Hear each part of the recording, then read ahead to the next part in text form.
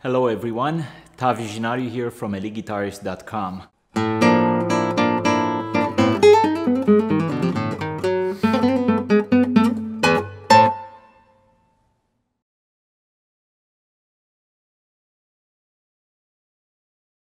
Welcome to this new tutorial. Today I'll be teaching you how to play Andante Opus 241 number 5 by Ferdinando Carulli. This piece is actually a little bit of an emotional journey for me. When I first started to play the guitar, I was 13 years old. This was the first piece of music that I got my hands on. And I didn't know what it was. It was a Russian transcription of this piece or an adaptation of sorts. And I couldn't make the name of it. And for all these years, I could not find this piece. And a few years back, I saw it in a beginning student level repertoire book. And it almost brought me back. It transported me back to those early years of playing the classical guitar. And after all these years, I still love this piece so much. It is very melodious, kind of gets under your skin. It feels like you've heard it before, even though you may never have heard it. So without any further ado, let's look at this very brief piece, only 16 bars, Andante by Ferdinando Carulli. We're going to divide up this tutorial in two different sections. We're going to take bars 1 through 8 as the first section and bars 9 through 16 as the second section. It is a great piece. It's not technically challenging, but it also allows the opportunity for musical experimentation and phrasing. Oftentimes, this piece is played, I think, too fast. The tempo marking is between 88 and 96, but I would suggest that we slow it down a little bit so that we allow the guitar to breathe a little bit better, allow the notes to linger longer and combine with each other. I think it makes for a much more musical performance. Without any further ado, let's begin with bar number 1. The first two notes are G and B, simultaneously played. The G is played with the third finger on the 6th string, 3rd fret, and the B is the open 2nd string. And then we're going to have a recurring accompaniment note, which is the open 3rd string G. So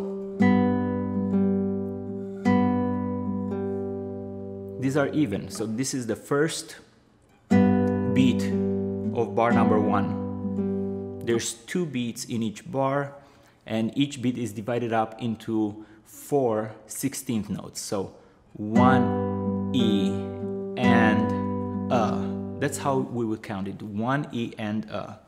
Second beat of bar number 1 is A and C played simultaneously. A is open 5th string. C is played with the first finger on the 2nd string, 1st fret. Followed by G again, open 3rd string.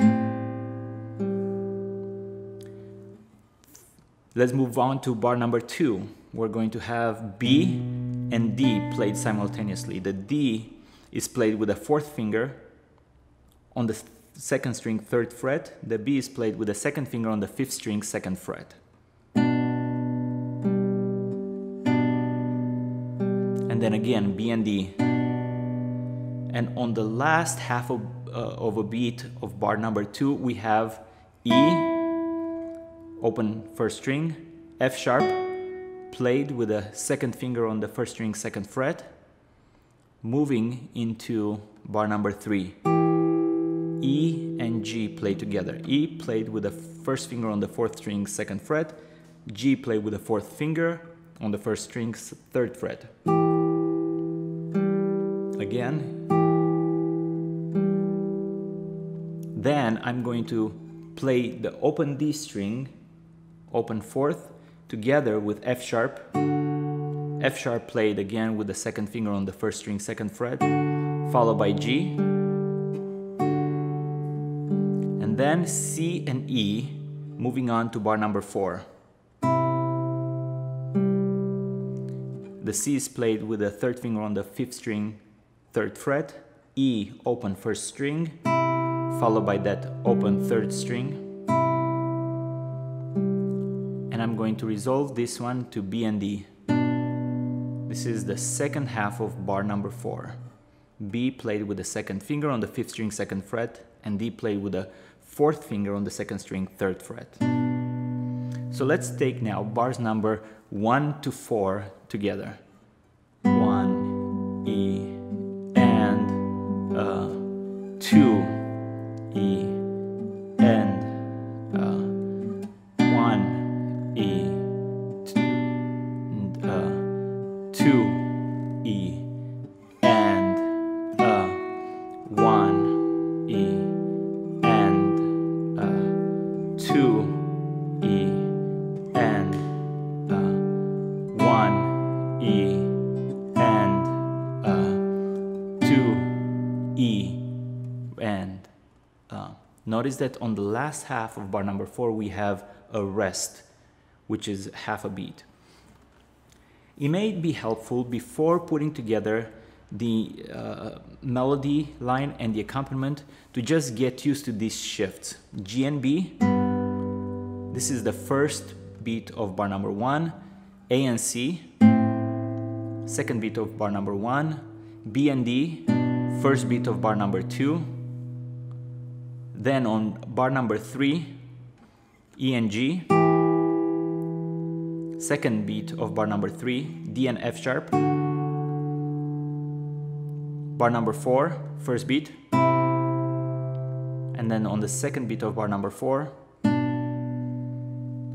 may want to try this.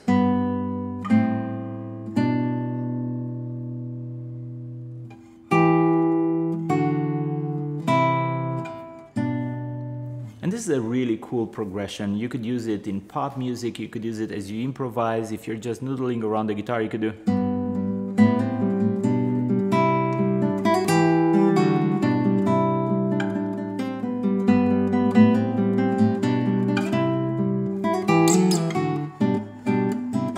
You don't have to do that, but you could take this formation and it sounds really modern as well, depending on the rhythm and the feel that you impose on the piece.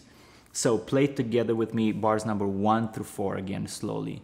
1, E, and 2, and 1, E, and 2, E, and 1, E, and 2, E, and 1, E, and let's move on now to bar number 5. We're going to have A and C play together. A is played with the second finger on the third string, second fret. C is played with the first finger on the second string, first fret. I'm playing that with I am for the right hand. Alternation now, the accompaniment moves into the bass line with that recurring open D string.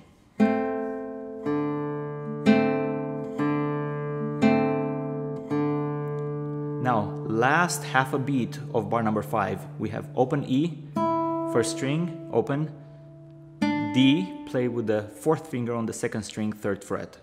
So bar number 5, 1, E, and 2, E, and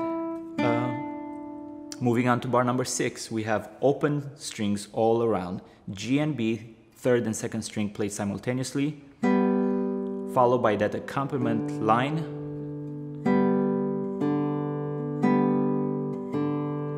Now the last half of beat number 6, we have G played with the fourth finger on the first string, third fret, followed by F sharp, play with the second finger on the first string, second fret.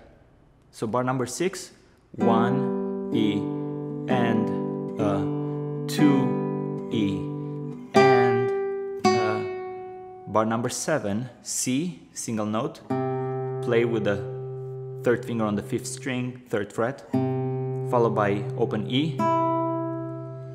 Then I'm going to take the bass line, move it down one half a step. B, play with the second finger on the fifth string, second fret. D, play with the fourth finger on the second string, third fret. Then open A, fifth string, followed by C, play with the first finger on the second string, first fret. Then G, played with the third finger on the sixth string, third fret, followed by B, open second string. So bar number 7, 1, E, and 2, E, and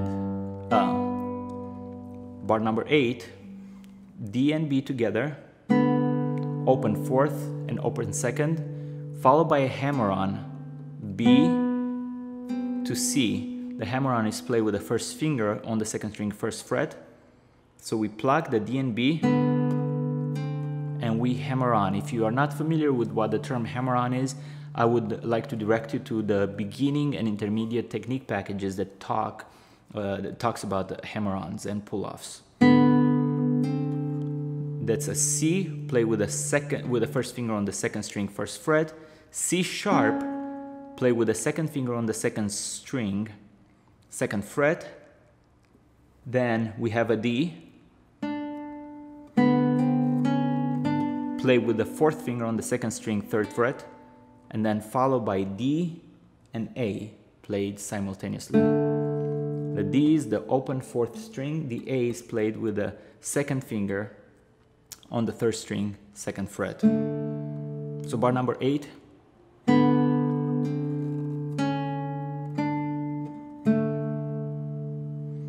Okay, let's take again bars number 5 all the way through bar number 8.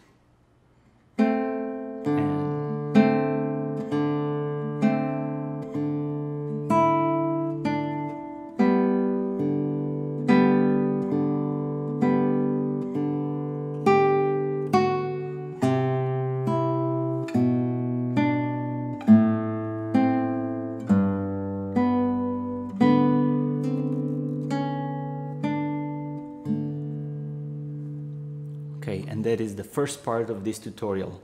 I'll see you back for the second part of this tutorial, bars number 9 through 16.